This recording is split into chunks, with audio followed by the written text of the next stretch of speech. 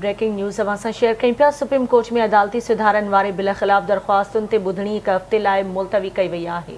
Supreme court समूरियुनि धुरियुनि खे notice जारी करे छॾिया आहिनि। वफ़ाक़ी हुकूमत, कानून वारी वज़ारत, सदर ऐं वज़ीर आज़म जे प्रिंसिपल सेक्रेटरीज़ खे नोटिस जारी कया विया। अटॉर्नी जनरल, पाकिस्तान बार ऐं सुप्रीम कोर्ट बार एसोसिएशन खे बि नोटिस जारी कया विया। असां पार्लियामेंट जी इज़त कयूं था। चीफ जस्टिस उमरताब बंदयाल जो इहो चवणु हो। उमरताब बंदयाल जो वधीक चवणु हो त कोशिश हूंदी त जल्द केस जी ॿुधणी लाइ ॿीहर मुक़ररु कयूं।